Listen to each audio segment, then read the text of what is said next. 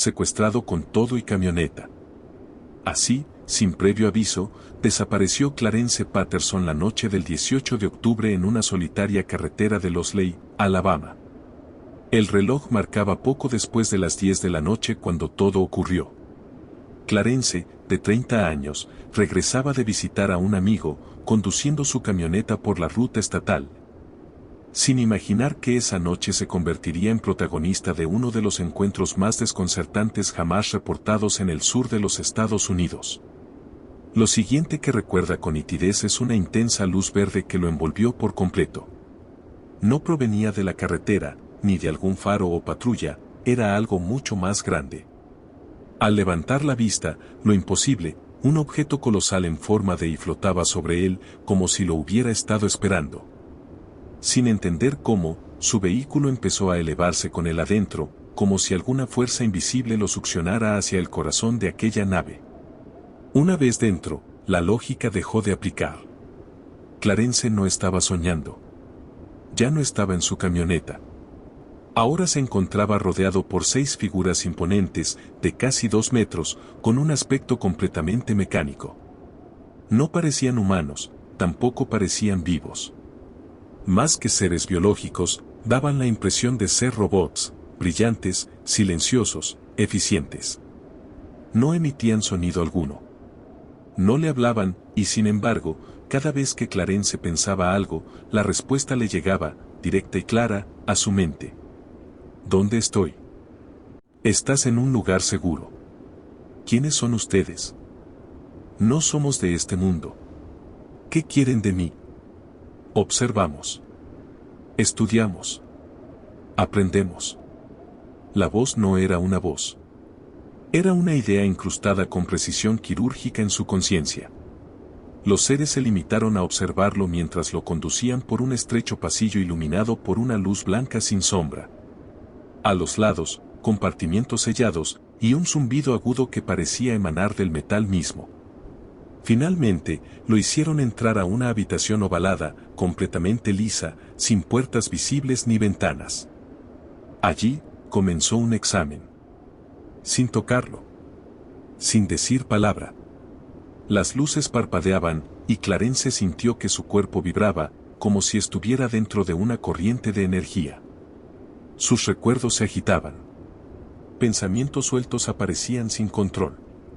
Imágenes de su infancia, de su trabajo, de su familia, como si alguien estuviera explorando sus memorias más íntimas sin pedir permiso. Un aroma penetrante comenzó a rodearlo. Ácido, pesado, como el del azufre quemado. Y fue en ese instante que todo comenzó a desvanecerse. La conciencia se diluía. No hubo despedida. No hubo transición. Y de pronto, el rugido del motor. Estaba de nuevo en su camioneta. En movimiento. A toda velocidad. Clarence apenas pudo controlar el volante. La carretera desierta pasaba a más de 150 kilómetros por hora bajo las ruedas de su vehículo. No sabía cuánto tiempo había pasado, pero su reloj indicaba que apenas media hora había transcurrido desde que lo absorbió la luz. ¿Qué fue lo que realmente le sucedió a Clarence Patterson esa noche? ¿Un sueño inducido? ¿Una manipulación mental? ¿O acaso fue testigo involuntario de una operación extraterrestre quirúrgicamente ejecutada? Clarence detuvo la camioneta en cuanto recuperó el control. Se orilló temblando, con las manos aferradas al volante, sudando frío pese a que la temperatura exterior era baja.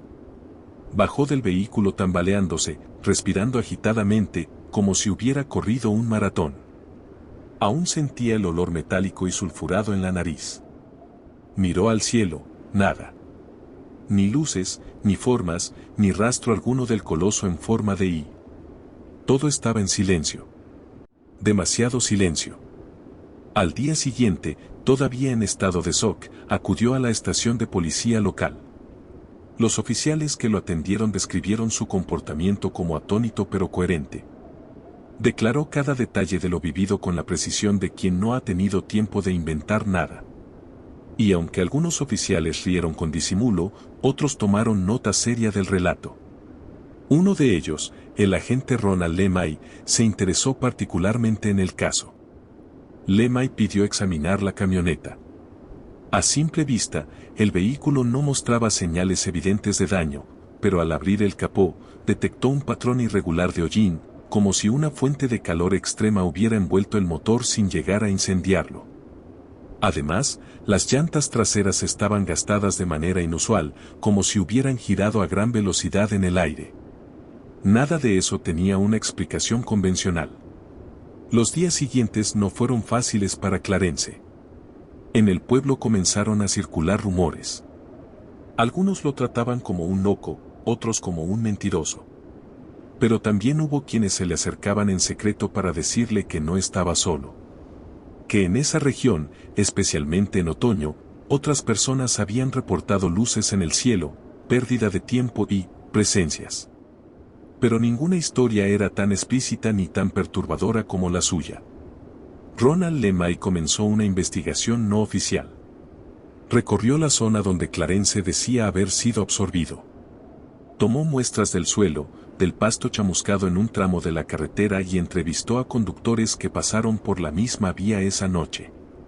Uno de ellos, un camionero de nombre Marvin Dowlen, confirmó haber visto una luz intensa, verde, sobre los árboles, pero decidió no detenerse. Le pareció un helicóptero militar, hasta que notó que no emitía sonido alguno.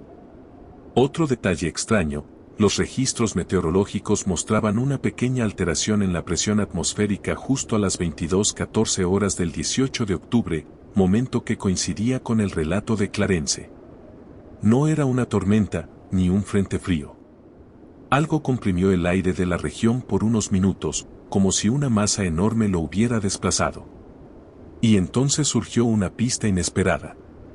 Una mujer mayor, Gladys Renfro, quien vivía a pocos kilómetros de la zona, se presentó espontáneamente en la estación de policía asegurando que había visto algo en el cielo esa noche. Su testimonio coincidía con la hora y el lugar. Según dijo, desde su porche vio una figura enorme flotando sobre los pinos. No era redonda ni ovalada. Era como una letra I, pero torcida, como de metal viejo. Nunca había visto algo así. Y luego, desapareció como si se apagara una lámpara. Con 2 testimonios independientes y pruebas físicas no concluyentes, el caso empezó a adquirir notoriedad. Medios locales lo cubrieron con titulares sensacionalistas, mientras programas de radio nocturnos de misterio se peleaban por entrevistar a Patterson. Pero lo que muchos no sabían era que lo más inquietante aún estaba por llegar. Porque Clarence, días después, comenzó a tener sueños recurrentes. Imágenes vívidas. No eran pesadillas, eran visiones. Y en ellas aparecían los mismos seres, los mismos robots silenciosos, pero esta vez le mostraban algo. Una especie de plano, una estructura. Y un mensaje que se repetía una y otra vez. Volveremos. No es tuyo. Solo prestado. Clarence no entendía a qué se referían. ¿Qué era lo que no era suyo? ¿La camioneta? ¿Su cuerpo? ¿Su mente? Los sueños no se detuvieron. Cada noche, al cerrar los ojos, Clarence era transportado a un espacio completamente blanco. Sin suelo, sin techo, sin horizonte. Allí, los mismos 6 seres de aspecto metálico lo observaban en silencio. Sin moverse, sin parpadear, como si esperaran algo de él. En ocasiones, uno de ellos levantaba el brazo y en su palma surgía una imagen suspendida en el aire, una espiral de símbolos desconocidos girando sobre sí mismos, cada vez más rápido. Hasta que desaparecía y Clarence se despertaba empapado en sudor. Aterrorizado, comenzó a documentar cada experiencia en una libreta. Fechas, horas, descripciones precisas. Lo hacía sin saber exactamente por qué, pero sentía una presión en su interior, como si registrar lo vivido fuera parte de una instrucción que no recordaba haber recibido. En uno de esos episodios nocturnos, tuvo una visión completamente diferente, se vio a sí mismo conduciendo su camioneta en una carretera desértica, solo que delante de él no había asfalto, sino un gigantesco abismo luminoso. La experiencia fue tan vívida que despertó gritando. Fue entonces cuando Ronald Lemay, el policía que seguía su caso, decidió contactar con un investigador civil de fenómenos anómalos. Su nombre era Wendell Graves, un exfísico especializado en electromagnetismo que ahora colaboraba con una red de observadores de objetos no identificados. Wendell, escéptico al principio, accedió a revisar el caso por cortesía. Lo que encontró lo dejó profundamente intrigado. La libreta de Clarence contenía símbolos que, al ser comparados con otros reportes de abducción en Nuevo México y Argentina, mostraban similitudes sorprendentes. Aunque no había una coincidencia exacta, el patrón de líneas curvas, espirales y fragmentos tipo alfabeto sin vocales se repetía en varios incidentes separados por décadas y miles de kilómetros. Para Wendell, eso era estadísticamente improbable. Decidieron entonces someter a Clarence a una regresión hipnótica, con la esperanza de desbloquear recuerdos ocultos. La sesión fue grabada en video, y desde el primer minuto se tornó inquietante. Con voz tensa y los ojos cerrados, Clarence comenzó a relatar una escena distinta a la que ya conocíamos. No solo había sido examinado por los 6 seres, sino que también fue conducido a una cámara donde otros humanos estaban, congelados. Describió al menos 3 cuerpos suspendidos en cápsulas como si estuvieran dormidos o preservados. Uno de ellos era un niño. Otro, una mujer joven. Y otro más, un anciano. Ninguno parecía lastimado. Ninguno parecía en sufrimiento. Solo, en pausa. Clarence sollozaba bajo hipnosis mientras describía esa escena. Y al final, pronunció una frase que heló la sangre del equipo presente. Ellos no mueren, solo esperan. Tras despertar, Clarence no recordaba haber dicho nada de eso. Al mostrarle la grabación, se quedó en silencio durante largos minutos, luego salió al exterior y vomitó. Pero algo más había cambiado. Desde aquel día, los aparatos electrónicos a su alrededor comenzaron a fallar. Radios que se encendían solos, luces que parpadeaban al pasar, incluso su celular se reiniciaba al tocarlo durante las noches. Su perro, normalmente amigable, comenzó a ladrarle en ciertos momentos sin razón aparente. Y entonces ocurrió el segundo evento. Una madrugada, cerca de las 3, un fuerte zumbido despertó a todos los vecinos del barrio. Algunos pensaron que era un avión volando bajo, pero otros salieron a la calle y aseguraron haber visto una figura en el cielo. No redonda, no triangular, sino nuevamente con forma de I, verde. En silencio. Flotando justo encima del campo detrás de la casa de Clarence. Duró solo unos segundos. Luego, desapareció con un parpadeo. Los reportes se acumularon. Las autoridades locales negaron haber detectado ninguna anomalía en los radares. Pero alguien más sí tomó nota. 2 días después, un automóvil negro con placas de otro estado se estacionó frente a la casa de Clarence. De él bajaron 2 hombres vestidos con trajes oscuros, gafas negras, y sin presentar identificación, le pidieron que dejara de hablar del incidente. Clarence le cerró la puerta. Pero desde ese momento, comenzó a vivir con miedo. Los hombres de traje regresaron una semana después. Esta vez no tocaron la puerta. Solo estuvieron ahí, frente a la casa, mirando en silencio desde su vehículo. Clarence los observaba desde detrás de la cortina, conteniendo la respiración. Fue entonces cuando notó algo que lo perturbó profundamente: no parpadeaban. Durante más de 15 minutos, aquellos sujetos permanecieron inmóviles, con los ojos ocultos tras las gafas, pero algo en su postura era antinatural. Como si no estuvieran ahí por su propia voluntad, sino siguiendo un protocolo exacto, mecánico. Casi como los seres que lo habían examinado dentro de la nave. Esa noche, Clarence no pudo dormir. Encendía la luz, la apagaba, y cada crujido de la madera en su casa le erizaba la piel. Empezó a sospechar que el secuestro no había terminado. Que aquello había sido solo una primera fase. Y los sueños regresaron con más fuerza. Pero ahora ya no eran visiones estáticas o símbolos indescifrables. Eran advertencias. En una de ellas, Los seres le mostraban un reloj sin números, cuyas manecillas giraban en sentido inverso. Le decían, sin palabras, que el tiempo se está replegando. En otra, veía su camioneta siendo elevada de nuevo, pero esta vez, sin él adentro. Y en la última, un detalle que lo dejó helado, una figura idéntica a él, un duplicado perfecto, sentado frente al volante, sonriendo. Fue entonces cuando decidió abandonar los Ley por un tiempo. Se marchó sin avisar a nadie, dejando su casa cerrada y solo dejando una nota a Ronald Lemay que decía, si no regreso, es porque ya no soy yo. Aterrador. Durante semanas no se supo nada de él. Ronald intentó rastrearlo, sin éxito. No había transacciones bancarias, no llamadas, ni actividad en sus redes. Como si se hubiera esfumado. Hasta que un mes después, Clarence volvió.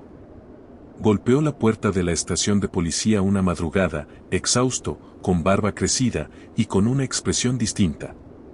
Los ojos eran los mismos, pero algo había cambiado.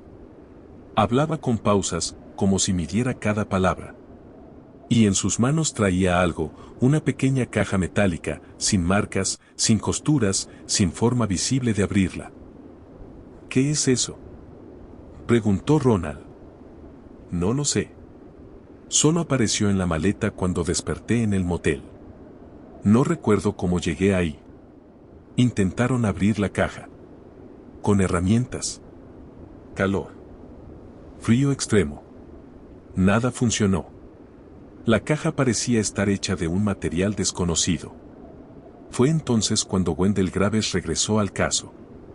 Analizó la caja con equipos de laboratorio portátiles y llegó a una conclusión desconcertante: el metal no coincidía con ninguna aleación terrestre conocida. Ni siquiera con materiales experimentales del sector aeroespacial. La caja no se abrió. Pero durante una de las noches que Clarence la tuvo en su poder, ésta emitió un zumbido. No se activó por presión, ni por movimiento. Simplemente, vibró. Y durante exactamente 13 segundos, una línea se encendió en su superficie, un símbolo. El mismo que Clarence había visto en sus sueños, la espiral. Ese evento marcó un punto sin retorno. Clarence comenzó a sospechar que había sido marcado. No como una víctima. No como un simple testigo. Sino como un portador de algo que él mismo no comprendía. Y aquí es donde todo toma un giro más perturbador. Porque justo cuando Clarence comenzaba a reinsertarse en su vida diaria, recibieron una llamada anónima en la estación de policía. Una voz masculina, sin emociones, decía solo una frase. El duplicado ya está en circulación. Ronald Lemay pensó que era una broma. Pero cuando fue a visitar a Clarence esa misma tarde, lo encontró en su casa, hablando con alguien por teléfono. Solo que cuando abrió la puerta, Clarence ya estaba dentro del coche, saliendo del garaje. ¿Quién era el que estaba adentro? ¿Y cuál de los dos era el verdadero? Ronald Lemay corrió hacia la entrada, empujó la puerta y entró con el arma desenfundada. El Clarence que estaba dentro colgó el teléfono lentamente y lo miró con una sonrisa extraña. No dijo una sola palabra. Solo alzó la mano, con los dedos extendidos en un gesto antinatural, como si imitara un saludo o activara algo invisible. En ese instante, un zumbido recorrió toda la casa. Las luces parpadearon, el aire se volvió espeso, cargado. Ronald apuntó, pero su brazo temblaba. Todo su instinto le decía que eso que tenía delante no era humano. Y entonces, desapareció. No corrió, no se escondió. Simplemente se desvaneció en el aire, como si una capa de realidad hubiera sido removida. Solo quedó un olor metálico y esa estela sulfúrica que ya era demasiado familiar. Ronald salió corriendo y encontró a Clarence, el otro Clarence, en la camioneta, detenido a media calle, con la mirada perdida. No recordaba haber salido de casa. Ni haber hecho una llamada. Ni haberse duplicado. Lo siguiente fue inevitable. Ronald llevó el caso a un contacto en una agencia federal. Pero pronto descubrió que alguien ya lo había hecho. Cuando intentó entregar la caja metálica a los investigadores, Esta había desaparecido. No estaba en la caja de pruebas. No había rastro de entrada forzada. Solo una nota, todo ha sido registrado. A partir de entonces, comenzaron a ocurrir cosas más sutiles, pero más inquietantes. Gente del pueblo que decía haber visto a Clarence en lugares en los que no estuvo. Animales que evitaban su casa. Niños pequeños que lloraban al verlo sin razón. Y lo más extraño, fotografías. Una vecina encontró una antigua imagen familiar de 1979, y en el fondo, desenfocado, se veía a alguien con chaqueta de mezclilla y gorra, exactamente como la que Clarence llevaba siempre. Pero esa foto tenía más de 40 años. Los rumores se dispararon. Algunos hablaban de viajeros del tiempo. Otros, de replicantes. Pero para quienes estuvieron más cerca del caso, la explicación era otra, más inconfesable, que Clarence ya no era el mismo desde aquella noche. Que algo había sido implantado. O reemplazado. Fue entonces cuando Wendell Graves recibió un paquete. Sin remitente. Sin sello postal. Solo su nombre escrito a mano. Dentro, un dispositivo de almacenamiento con un solo archivo, un video de 13 segundos. Sin audio. Mostraba un plano cenital, como si fuera desde el techo de la nave, capturando una escena clínica, Clarence, desnudo, flotando en el aire, mientras los 6 seres lo rodeaban. En el centro de la escena, una imagen aterradora, uno de los seres abriendo una cavidad en su espalda, e insertando algo que parecía vivo. Algo que se retorcía. Wendell no supo si ese video era real, una simulación o una advertencia. Pero después de verlo, dejó de colaborar con el caso. Renunció a su puesto en la red de observadores. Desconectó su teléfono y se mudó del estado. Clarence, por su parte, intentó recuperar la normalidad. Volvió a su rutina, a su empleo, a sus conocidos. Pero todo era distinto. Ya nadie lo miraba igual. Ya nadie se atrevía a quedarse a solas con él. Incluso su propio reflejo le parecía ajeno. Una noche, frente al espejo, intentó convencerse a sí mismo de que seguía siendo el mismo. Pero entonces recordó la frase. Aquella que resonó en su mente dentro de la nave. No es tuyo. Solo prestado. Fue ahí cuando comprendió. Lo que había vuelto de esa nave no era solo su cuerpo. Si este tipo de casos te fascina tanto como a nosotros, te invitamos a unirte a la comunidad de Noren, Expedientes Extraterrestres. Suscríbete y activa las notificaciones, porque aún hay muchos archivos no clasificados esperando ser descubiertos. Desde entonces, Clarence ha vivido como una sombra de sí mismo. No volvió a tener otro episodio tan claro como el de octubre, pero algunas noches, al conducir por la misma carretera donde todo comenzó, afirma sentir que algo lo observa desde arriba. Que hay un patrón en el cielo que solo él puede ver. Un resplandor que aparece justo antes del amanecer, con la forma exacta de una letra y flotando sobre los árboles. Algunas personas aseguran que el caso de Clarence fue un fraude. Otros, que se trata de un trastorno mental desencadenado por el estrés. Pero hay detalles que nadie ha logrado explicar, la caja metálica que nadie pudo abrir, la coincidencia con símbolos vistos en abducciones de otros países. Y el video imposible que aterrorizó a un científico acostumbrado a la evidencia. Y si bien el caso terminó archivado sin resolución, algunos investigadores independientes han comenzado a conectar los puntos, otros testigos en Alabama, luces similares vistas semanas antes del evento, y sobre todo, una inquietante coincidencia con un caso ocurrido en 1975, también en Alabama. El protagonista, el jefe de policía Jeffrey Greenab. El lugar, Falkville. Sí, hablamos del caso Falkville, en el que un extraño ser plateado fue fotografiado en medio de la carretera por un oficial. Un ser que también parecía mecánico. Que también desapareció sin dejar rastro. ¿Puede tratarse de la misma clase de entidad? ¿Son parte de un mismo grupo de observadores? ¿Estamos frente a una operación de larga duración en una zona específica del planeta? Las preguntas quedan abiertas, como tantas veces ocurre en estos archivos. Porque si algo nos ha enseñado el expediente de Clarence Patterson es que no todos los secuestros terminan con un rescate. La noche del 18 de octubre de 1973, un helicóptero militar surcaba el cielo entre Columbia y Cleveland, en el estado de Ohio. A bordo, 4 militares experimentados regresaban de un vuelo de rutina. Nada en ese trayecto hacía prever que estaban a punto de vivir uno de los encuentros aéreos más extraños y perturbadores documentados en la historia de la aviación militar de los Estados Unidos. El capitán Lawrence J. Coyne estaba al mando de la nave, acompañado por el teniente Arrigo Hetzi, el sargento John Healy y el sargento técnico Roberto Janasek. Eran aproximadamente las 10:30 de la noche cuando, al sobrevolar la localidad de Mansfield, todo cambió. Fue Janasek quien primero notó algo inusual, una luz roja, intensa, a su derecha, parecía moverse a una velocidad sorprendente. Al principio pensó que podría tratarse de un avión, pero el comportamiento del objeto era errático, acelerando y girando de una forma imposible para cualquier aeronave convencional. Y lo más alarmante, se dirigía directamente hacia ellos. En segundos, la posible colisión era inminente. El capitán Coyne reaccionó de inmediato, tomando los controles y realizando un descenso de emergencia. El helicóptero bajó rápidamente desde los 2.500 pies hasta los 1.700. Pero el objeto también descendió.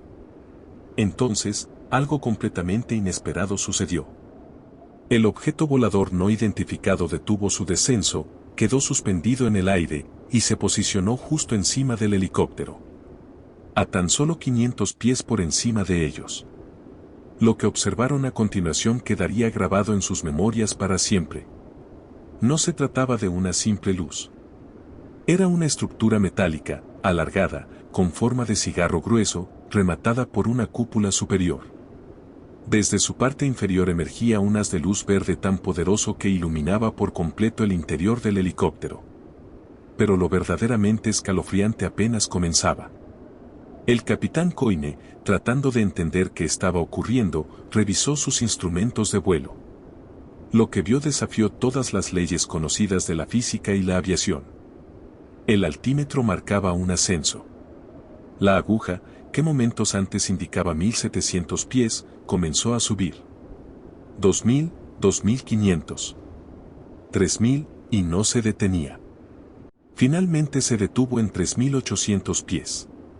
Pero Coyne no había ordenado ninguna maniobra de ascenso.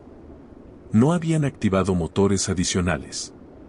No había ráfagas de viento, ni fuerza G, ni turbulencia. Y lo más desconcertante, ninguno de los 4 tripulantes sintió absolutamente nada. No hubo empuje, ni presión. Fue como si el helicóptero hubiera sido elevado por una fuerza invisible, con una suavidad que desafiaba cualquier lógica. Esto no era solo un avistamiento. Era una interacción directa con un objeto cuyas capacidades no podían explicarse con la tecnología humana de la época. Y entonces, tal como apareció, el objeto se alejó.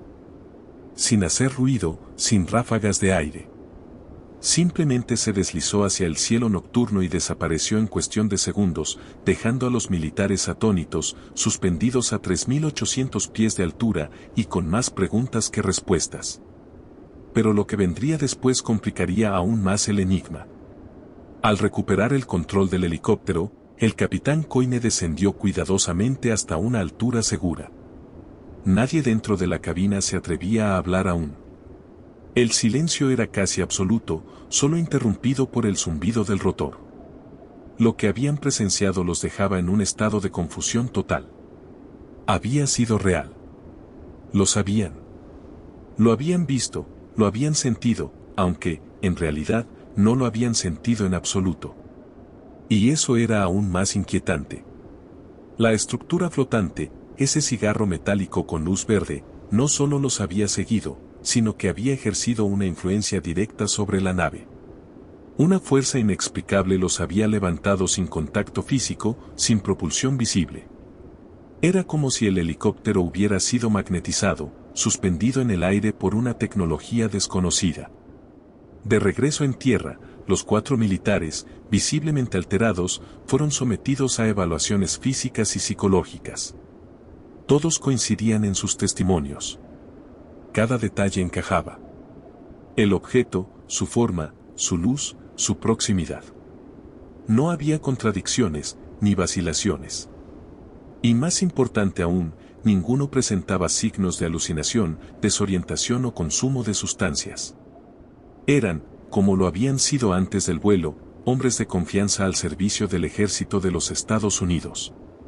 Lo más perturbador de todo fue que no estaban solos. Numerosos testigos en tierra, incluyendo civiles de la zona de Mansfield, habían reportado haber visto esa misma noche una luz brillante desplazándose de forma extraña en el cielo. Algunos aseguraron haber observado un objeto alargado suspendido a baja altura, mientras otros describieron el destello verde que parecía barrer la zona como un faro omnidireccional. Los informes llegaron incluso a la base aérea de Mansfield, donde operadores del radar también detectaron algo, aunque poco después, la grabación desapareció. Algunos investigadores sugirieron la posibilidad de una ilusión óptica, otros hablaron de una maniobra de confusión meteorológica. Pero Coyne fue claro en sus declaraciones ante la prensa y la Fuerza Aérea: lo que vimos esa noche no se parecía a nada que hubiera enfrentado en mis años de servicio. Fue real, y fue controlado de forma inteligente. El caso del incidente Coyne se convirtió rápidamente en un expediente incómodo para los altos mandos. No se trataba de un granjero aislado, ni de un entusiasta de lo paranormal. Se trataba de oficiales con entrenamiento de vuelo, con registros impecables, y lo más importante, con una experiencia común, vivida y verificada. Durante las semanas siguientes, el helicóptero fue sometido a inspección técnica. Nada parecía haber sido dañado, pero los técnicos detectaron una ligera desviación en el campo magnético del fuselaje. Aunque esto no significaba una amenaza operativa, resultaba imposible explicar por qué una aeronave de ese tipo presentaría magnetización residual. ¿Era ese el rastro de una intervención desconocida? ¿Había sido el helicóptero manipulado por una fuerza electromagnética avanzada? ¿O había sido simplemente el residuo físico de una proximidad peligrosa con una tecnología ajena a este planeta? Hasta ese momento, ningún otro piloto militar había reportado algo similar. Pero después del testimonio de Coyne y su tripulación, comenzaron a llegar más casos. Encuentros con objetos sin alas, sin sonido, capaces de flotar, girar sobre su eje o desaparecer en ángulos imposibles. El patrón se repetía, y el miedo comenzaba a instalarse en los hangares. ¿Y si no estaban solos en los cielos? Antes de continuar con lo que sucedió después del incidente, te invitamos a formar parte de nuestra comunidad de investigadores del misterio. Ahora, ¿qué ocurrió cuando el ejército decidió clasificar el informe del caso Coyne? ¿Y por qué ciertos documentos desaparecieron misteriosamente semanas después? Días después del incidente, el capitán Coyne y su tripulación fueron llamados a declarar oficialmente. La oficina del ejército solicitó informes escritos y entrevistas individuales. Lo que ocurrió en esas sesiones permanece parcialmente clasificado hasta el día de hoy, pero algunos fragmentos han salido a la luz gracias a solicitudes de información bajo la Ley de Libertad de Información. En esos documentos desclasificados, destaca una frase atribuida al interrogador del capitán Coyne. ¿Está usted dispuesto a cambiar su testimonio si compromete la seguridad nacional? Coyne no titubeó. Mantuvo su versión con firmeza. A pesar de la presión, de las insinuaciones y de la amenaza velada, no alteró ni una sola palabra de su relato. Y esa decisión marcó un punto de quiebre. Pocos días después, los medios locales intentaron cubrir la historia. Algunos periodistas lograron hablar con los tripulantes. Pero justo cuando el caso comenzaba a atraer atención nacional, algo inusual ocurrió. Varios reportajes fueron abruptamente cancelados, y ciertos archivos de audio de las entrevistas desaparecieron de los estudios. La cobertura se diluyó de un día para otro. Sin explicación. Incluso más extraño fue lo que pasó en la base aérea de Mansfield. Según un exoperador retirado, Durante la noche del incidente los radares captaron un objeto de alta velocidad que no respondía a los protocolos de identificación. Este mismo testigo afirmó haber sido citado por un oficial de alto rango que le ordenó olvidar lo que vio. Meses después, el operador fue trasladado sin justificación a una base menor en otro estado. Nunca volvió a trabajar con sistemas de radar. Con el paso del tiempo, el caso Coyne fue catalogado como evento aéreo inexplicable sin consecuencias operativas y enterrado en un archivo gris con acceso restringido.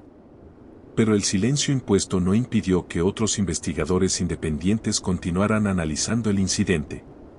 El físico norteamericano James M. C. Campbell, uno de los primeros en estudiar las implicaciones electromagnéticas de los avistamientos ovni, analizó los testimonios y concluyó que el helicóptero de Coyne habría sido afectado por una forma de levitación inducida por campo magnético de alta intensidad.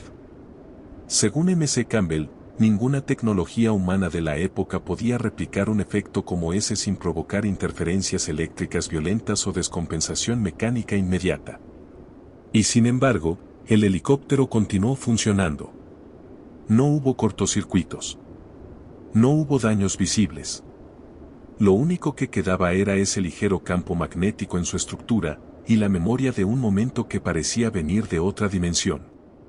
La comunidad científica se dividió. Algunos tacharon el caso de malinterpretación. Otros, simplemente lo ignoraron. Pero los ufólogos lo catalogaron de inmediato como uno de los encuentros más creíbles de la historia moderna. La pregunta inevitable surgió entonces. Si un objeto volador desconocido tiene la capacidad de afectar una aeronave militar en pleno vuelo, sin generar daño, sin contacto físico, y sin ser detectado de forma precisa por el radar, ¿qué tan lejos están de nosotros? ¿Y cuán seguido nos están observando?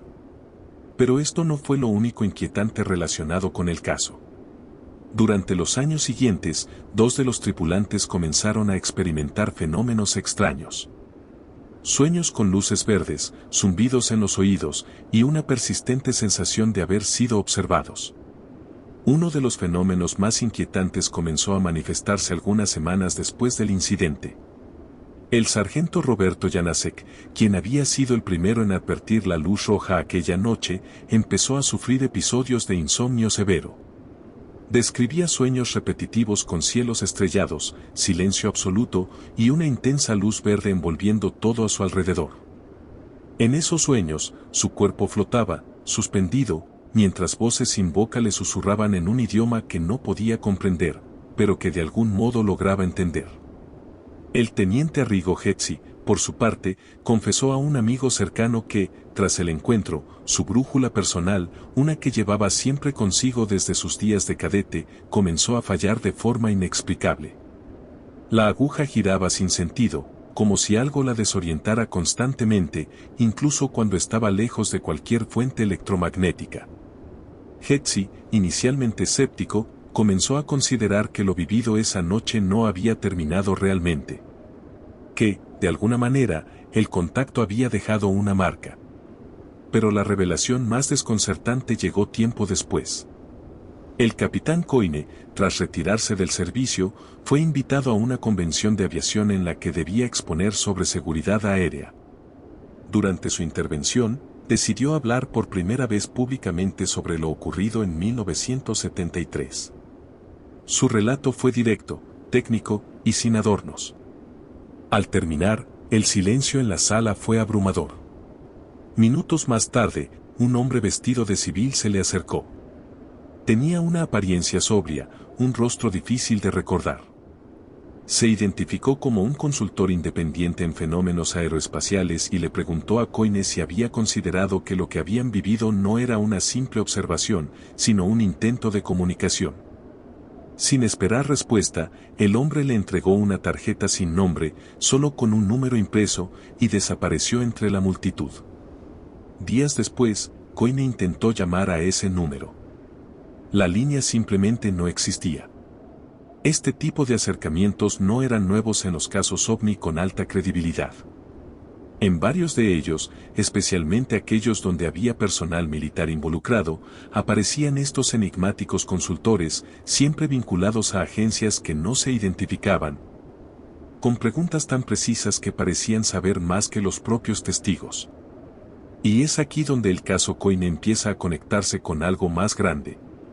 Reportes similares, ocurridos en otras partes del mundo durante la década de los 70, describen encuentros con objetos en forma de cigarro, luces verdes intensas, y fenómenos de levitación o pérdida del control de los sistemas de navegación. En Brasil, un piloto civil declaró haber sido empujado por una fuerza invisible hacia el cielo durante un vuelo nocturno. En la Unión Soviética, un caso similar involucró a un helicóptero de reconocimiento que desapareció del radar por 4 minutos, para luego reaparecer sin cambios en su ruta, pero con el piloto completamente desorientado. Estos patrones, distribuidos en distintas latitudes, señalan algo que va más allá de una simple coincidencia. ¿Estaban los objetos que se acercaban a estas aeronaves militares realizando una especie de análisis? ¿Un experimento? ¿O era simplemente su forma de presentarse ante nosotros, dejando una huella lo suficientemente desconcertante como para permanecer en la memoria colectiva? Hasta hoy, el caso Coyne sigue siendo estudiado por investigadores independientes y entusiastas del fenómeno OVNI. Es un expediente que no se puede descartar ni desacreditar fácilmente. Un suceso sin explicación racional, vivido por hombres entrenados, corroborado por testigos en tierra y con efectos físicos registrados en la aeronave. Y sin embargo, la gran pregunta permanece. Si estos seres, o inteligencias, tienen la capacidad de detener un helicóptero en pleno vuelo, levantarlo sin contacto y desaparecer sin dejar rastro, ¿qué más pueden hacer? ¿Y por qué eligieron mostrarse esa noche? Después de casi 5 décadas, el caso Coyne sigue siendo un punto de referencia obligado en el estudio serio del fenómeno OVNI.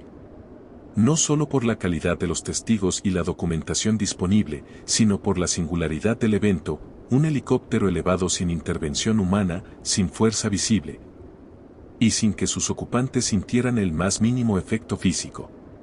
Un fenómeno que, por sus características, muchos científicos se resisten incluso a discutir en público. Y, sin embargo, la evidencia está ahí. Incluso la comunidad aeronáutica ha mostrado interés renovado en los últimos años, sobre todo después de que el Pentágono reconociera oficialmente la existencia de fenómenos aéreos no identificados, o UAPs. Aunque los informes actuales son más cautelosos, no pueden evitar hacer eco de lo que ocurrió en 1973, objetos que superan nuestra tecnología, maniobras imposibles, efectos físicos sin explicación y una interacción directa con nuestras aeronaves. Una de las teorías que ha tomado fuerza en los círculos más especializados es que estos encuentros forman parte de una cartografía sistemática, una especie de mapeo, de escaneo aéreo.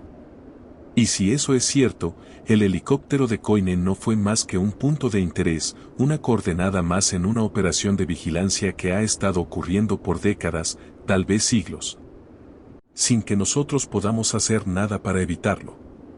Pero también hay otra posibilidad, más inquietante, que el incidente haya sido una advertencia. No una agresión abierta, pero sí una demostración de poder. Como si ellos quisieran dejar claro que pueden neutralizar, intervenir o incluso manipular nuestros vehículos más avanzados sin esfuerzo alguno. Y es justo esa idea la que más incomoda a las autoridades. Porque si es verdad, entonces los cielos ya no nos pertenecen. El capitán Coyne, hasta el final de sus días, defendió su versión.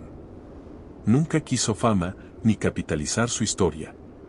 Rechazó entrevistas sensacionalistas y se negó a participar en programas de televisión. Siempre declaró lo mismo. Yo era un piloto. Me entrenaron para reportar lo que veo, no lo que creo. Lo que vimos aquella noche fue real. Por su parte, los otros 3 miembros de la tripulación jamás desmintieron su testimonio. Algunos optaron por el silencio. Otros simplemente se alejaron de la vida pública. Pero ninguno se retractó. Ninguno negó lo que ocurrió esa noche. Y eso, en un mundo de desinformación y relatos distorsionados, es más poderoso que cualquier archivo clasificado. Hoy, el helicóptero U-1H que pilotaban esa noche ya no está en servicio. Pero durante años, fue mostrado en exposiciones privadas como parte de un proyecto educativo sobre aeronáutica. Algunos técnicos que lo inspeccionaron tiempo después aseguraron que aún conservaba un pequeño desequilibrio en su campo magnético interno. Un detalle menor, tal vez, pero suficiente para alimentar la leyenda. Y es que, cuando se habla de encuentros con lo desconocido, los detalles nunca son menores. Ahora bien, si este tipo de encuentros suceden con aeronaves militares, ¿qué otros encuentros no han sido reportados al público? ¿Qué otros archivos están ocultos bajo etiquetas de alta confidencialidad? ¿Qué más no nos han contado? Lo ocurrido aquella noche sobre los cielos de Ohio es uno de esos casos que no se pueden enterrar fácilmente. Involucra a personal militar capacitado, una maniobra inexplicable, efectos físicos medibles y múltiples testigos tanto en el aire como en tierra. A pesar del paso del tiempo, sigue desafiando las leyes de la física, los protocolos de aviación y sobre todo, nuestra comprensión de lo que realmente ocurre en nuestro espacio aéreo. Hoy, el caso Coyne ya no es solo un expediente olvidado entre archivos clasificados. Se ha convertido en una advertencia silenciosa. Una marca en el cielo que nos recuerda que hay algo allá afuera, observándonos, acercándose sin ser detectado, interviniendo cuando lo desea y desapareciendo sin dejar rastro. Y quizás lo más inquietante es la ausencia de respuestas. Porque si estos encuentros son reales, y todo apunta a que lo son, entonces lo que está en juego no es solo la seguridad aérea, sino la propia noción de control que creemos tener sobre nuestro mundo. ¿Quiénes son ellos? ¿De dónde vienen? ¿Y qué intención hay detrás de su silenciosa observación? Las autoridades podrán seguir callando. Los documentos podrán seguir siendo clasificados. Pero la memoria de quienes lo vivieron no puede ser borrada. Y mientras sigamos buscando, mientras sigamos haciendo preguntas, los archivos seguirán abriéndose. En la madrugada del 4 de noviembre, algo perturbó la calma de un pequeño vecindario en Goffstown, New Hampshire. Un matrimonio dormía plácidamente cuando un sonido extraño los despertó. No era el crujido de una rama, ni el ladrido de un perro. Era un ruido seco, mecánico, como si algo, o alguien, estuviera escarbando justo en el jardín trasero. Rex Snow y su esposa se miraron en silencio. Ella pensó que era un mapache. Rex, con un presentimiento más oscuro, tomó su linterna y se asomó por la ventana. Lo que vio desafía toda lógica.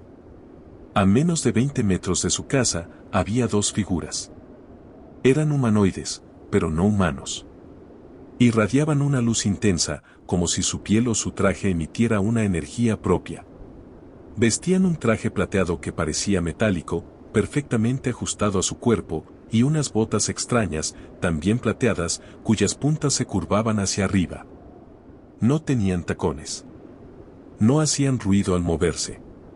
Sus rostros eran aún más inquietantes, orejas puntiagudas, narices apenas perceptibles, y unos ojos oscuros, alargados, en forma de huevo, aunque más que ojos, parecían cavidades vacías. Agujeros sin expresión. Vacíos, como si miraran sin ver. Uno de ellos sostenía una lámpara que emitía una luz blanca, fría. El otro se agachaba lentamente y, con una especie de espátula metálica, recogía tierra del jardín y la introducía en una bolsa también plateada. Rex, aún paralizado, llamó en voz baja a su esposa. Ella también los vio. Estaban presenciando algo imposible. Pero lo más extraño aún no había pasado. El perro de la familia, un animal entrenado para la protección del hogar, recibió la orden de atacar. Su nombre no se menciona en los informes, pero su reacción fue desconcertante. Corrió apenas unos 10 metros, frenó en seco, y simplemente le sacó la lengua. Luego se giró, regresó a la cocina y se metió bajo la mesa como si hubiese visto algo que no podía procesar. ¿Qué pudo hacer que un perro guardián ignorara su instinto más profundo? Rex abrió la puerta con la intención de gritar o confrontar, pero los seres no mostraron reacción alguna. Cuando terminaron de recoger lo que fuera que buscaban, simplemente se pusieron de pie y comenzaron a caminar hacia el bosque cercano. Cada paso que daban dejaba tras de sí una estela de luz tenue, un resplandor misterioso que no parecía natural, pero tampoco mecánico. Era como si ellos mismos fueran faros vivos. Y entonces, desaparecieron entre los árboles. Horas más tarde, al compartir su experiencia con vecinos y autoridades, otro detalle vino a la luz. 5 horas antes del extraño suceso en el jardín de los Snow, varios habitantes de Ghost reportaron haber visto un objeto volador no identificado cruzando el cielo con un brillo anaranjado y sin emitir sonido. ¿Fue ese objeto el que dejó a los humanoides allí? ¿Qué buscaban exactamente? ¿Por qué la tierra de ese jardín? Pero quizás lo más inquietante es la indiferencia que mostraron. No huyeron. No atacaron. Simplemente hicieron su trabajo, como si eso fuera rutina para ellos. Como si no fuéramos más que una molestia menor, apenas una nota al pie en sus observaciones. Y si estos seres están aquí solo para recolectar, ¿qué pasará el día que no vengan por tierra? A la mañana siguiente, Rex Snow salió con cautela al jardín. Quería convencerse de que lo vivido durante la noche había sido una pesadilla, producto de algún sueño confuso. Pero no. Allí estaban las huellas. No eran pisadas humanas. No eran de animal. Eran pequeñas depresiones ovaladas, como si un objeto redondeado, tal vez las extrañas botas de los seres, hubiera comprimido la tierra. Y lo más desconcertante, el área en la que habían estado escarbando tenía la tierra removida, pero no mostraba rastros de pala ni de herramientas comunes. El suelo parecía haber sido extraído y recolocado con precisión quirúrgica. También halló un residuo brillante, como un polvo metálico, adherido a las hojas cercanas. El material fue recogido y llevado a analizar semanas después, pero los laboratorios locales no pudieron identificarlo con certeza. Lo más cercano a su composición era una aleación de magnesio y otro elemento no terrestre, al menos, no comúnmente hallado en la corteza terrestre. Cuando los Snow intentaron reportar el caso, las autoridades locales se mostraron escépticas, como si ya hubieran escuchado historias similares y quisieran silenciarlas. Pero no eran los únicos. Otros residentes de Ghost también habían visto luces extrañas esa noche. Algunos las describieron como esferas flotantes, otros como una estrella viva que descendía lentamente hacia el bosque. Una vecina juró haber escuchado un zumbido metálico a las 2 de la madrugada. Y otro hombre afirmó haber visto sombras entre los árboles, justo antes de que su radio dejara de funcionar sin explicación alguna. No era un hecho aislado.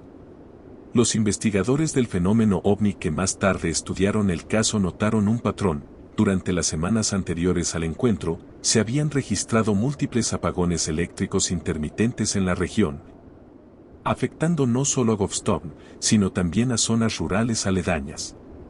Como si algo hubiera estado probando los sistemas eléctricos o absorbiendo energía.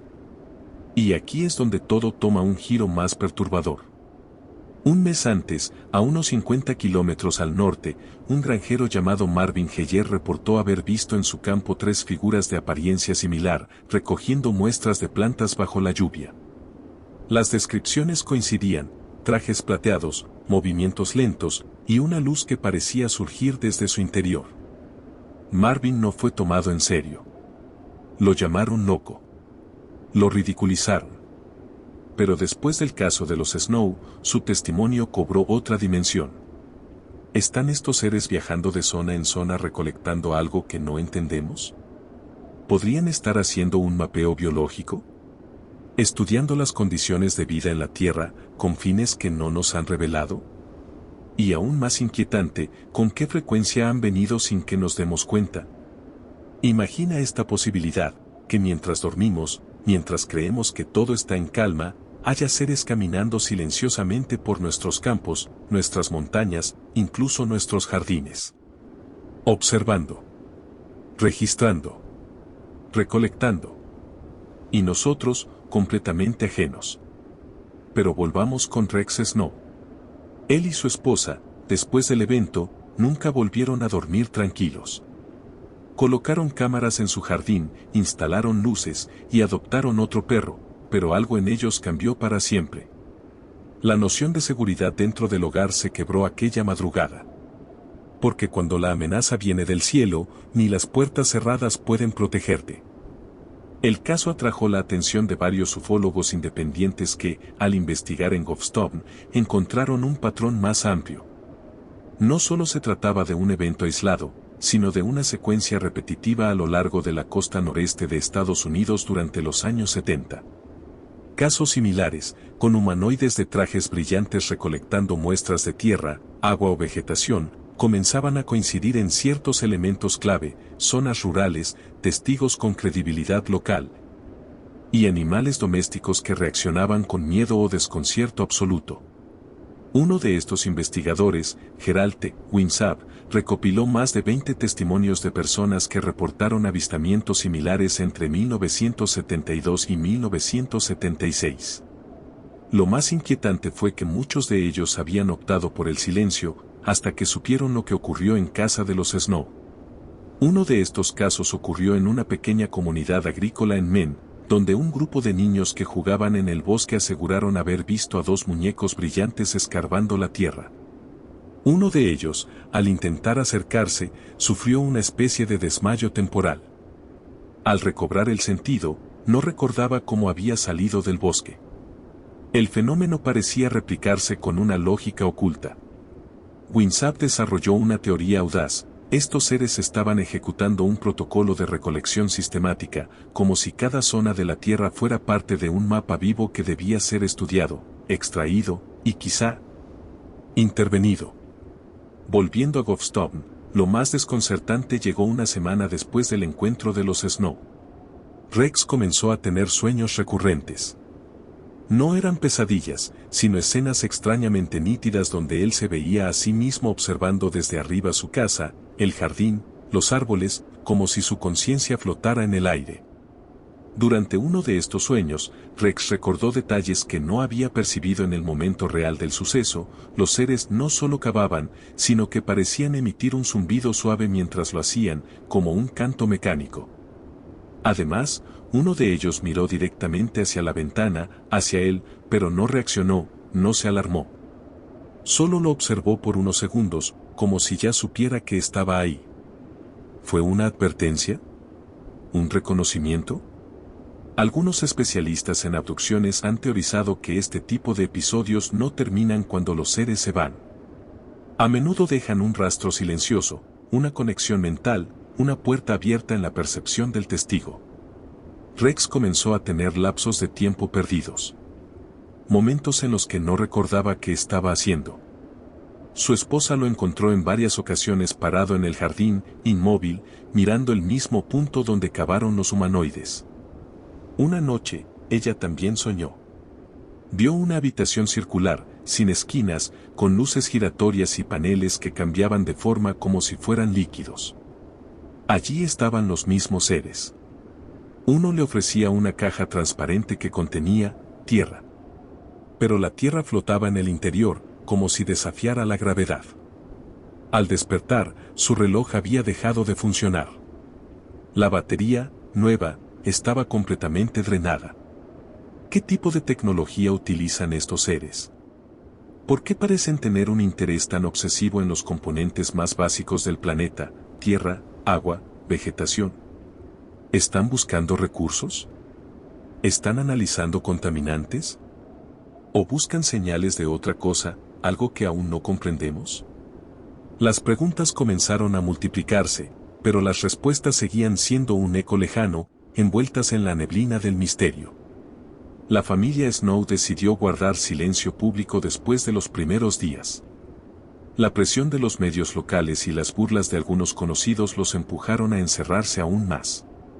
Sin embargo, compartieron detalles adicionales con uno de los investigadores más persistentes del caso. Una noche, Rex encontró en su bolsillo una pequeña piedra negra que no recordaba haber recogido. Era perfectamente lisa, ovalada, y tenía un peso anormalmente elevado para su tamaño. La llevó a analizar. El laboratorio dijo que era una roca basáltica, pero con una estructura interna desorganizada, como si hubiera sido derretida y reconfigurada molecularmente. No existía una fuente térmica conocida capaz de producir ese efecto sin destruir completamente la roca. Mientras tanto, la zona del jardín donde los humanoides cavaron comenzó a mostrar anomalías. Las plantas ya no crecían ahí. Durante meses, cualquier intento de cultivar en ese fragmento del terreno fallaba. El suelo, según un análisis posterior, tenía niveles elevados de boro y una proporción de minerales alterada de forma artificial. Pero nadie pudo explicar cómo. ¿Modificaron el terreno como parte de un experimento? ¿O fue simplemente un efecto colateral de su presencia? No sería la primera vez que un encuentro con entidades desconocidas deja huellas físicas en el entorno. De hecho, uno de los elementos que más intriga a los investigadores de encuentros del tercer y cuarto tipo es precisamente la persistencia de efectos materiales, quemaduras en el suelo, interferencias electromagnéticas, residuos desconocidos. En este caso, el brillo que irradiaban los seres fue descrito por testigos como hipnótico, una luz que no iluminaba como una lámpara convencional, sino que parecía filtrarse en la piel, provocar una especie de mareo sutil. Varios vecinos lo mencionaron al hablar de la noche del suceso. La hipótesis que surgió es aterradora por su lógica. Los humanoides no se preocupaban por ocultarse, porque sabían que los humanos no podían, o no querían, entender lo que veían. Y más aún, porque sabían que el olvido, el descrédito y la confusión serían sus mejores aliados. Una noche, semanas después, Rex y su esposa vieron nuevamente una luz entre los árboles. Esta vez no bajaron las escaleras. No salieron a investigar. Solo se quedaron en la oscuridad de su habitación, mirando fijamente hacia el bosque. Y entonces, algo aún más desconcertante ocurrió, la luz se detuvo. No avanzó. No se fue. Se quedó allí durante varios minutos, pulsando suavemente, como un corazón que late a distancia. Después, desapareció. Como si supiera que estaban mirando. Como si fuera un aviso silencioso de que el contacto no había terminado. Desde entonces, algo cambió en la dinámica de la familia Snow. No era miedo exactamente, era otra cosa. Una sensación constante de estar siendo observados, de formar parte de algo más grande, algo que no podían controlar ni explicar. Ambos comenzaron a escribir lo que llamaron su diario de percepción, donde anotaban sensaciones, sueños, imágenes repentinas, incluso cambios en el comportamiento del entorno. Descubrieron que, en ciertas noches, los relojes se desincronizaban sin motivo alguno. Las plantas del jardín parecían girarse hacia una dirección diferente, como si respondieran a un campo magnético invisible. Y en 3 ocasiones distintas, captaron en las cámaras de seguridad una luz intensa que aparecía y desaparecía en un segundo, sin dejar rastro. Los investigadores que siguieron el caso notaron un patrón recurrente en otros encuentros con humanoides recolectores, la aparente indiferencia hacia el ser humano como amenaza. No huyen. No se esconden. Se comportan como si realizaran una tarea establecida, como si fueran técnicos de una misión biológica o planetaria. Pero una pregunta persistente inquieta a quienes han seguido estos eventos de cerca. ¿Por qué ahora? ¿Por qué, durante el siglo XX, estos encuentros comenzaron a intensificarse, siempre en lugares alejados, con testigos que muchas veces no tienen los medios para probar lo que vieron?